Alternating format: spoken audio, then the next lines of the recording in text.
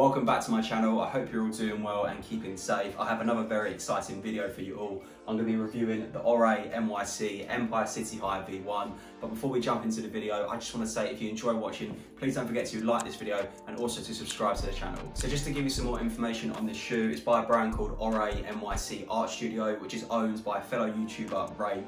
If you don't follow him, you definitely should.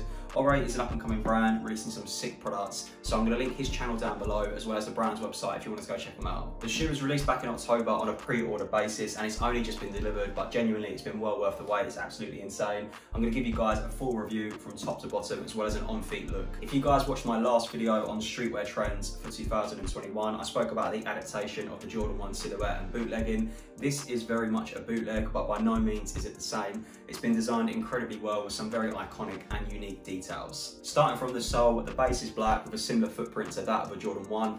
As we work our way to the outer sole, it's in this vintage white colorway, which I think is sick. Another thing that I think is brilliant is the all-round color of this shoe being white and forest green, which seems to be a theme within the brand's previous products. As I mentioned before, the name of the shoe is the Empire City High V1. So to pay homage to New York City, there's a brilliant indent of the New York City skyline on either side of the heel, and possibly the most notable part of the shoe is where the Nike swoosh would usually be. They've replaced it with an embroidered Statue of Liberty. As you get to the top of the upper, where the Air Jordan logo usually sits, they've replaced it with an Oree New York City Art Studio logo for some brand recognition. They've also done the same on the tongue. Honestly, one of my favorite things about this shoe is the inner sole. As you can see, you've got the Queens subway station map printed all over it, which is such a great idea and added detail. Moving on to the box, and this shoe comes with a logo dust bag as well as 2 spare pairs of laces in black and forest green. Another very cool touch is the paper the shoe is wrapped in. It's modelled off a New York Times article, modified to say the Oree Times, which I think is very cool and I will definitely keep. And this is how the shoe looks on.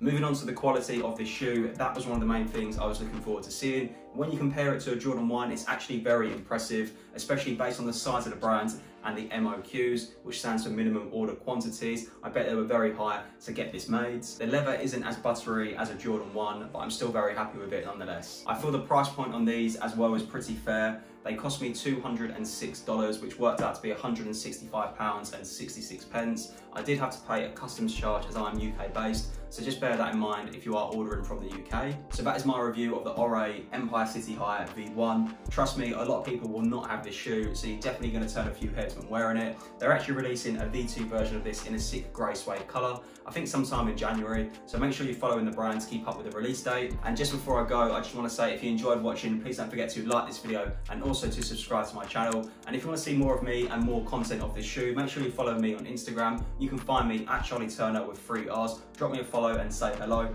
Thank you so much for watching, and I'll see you in the next video.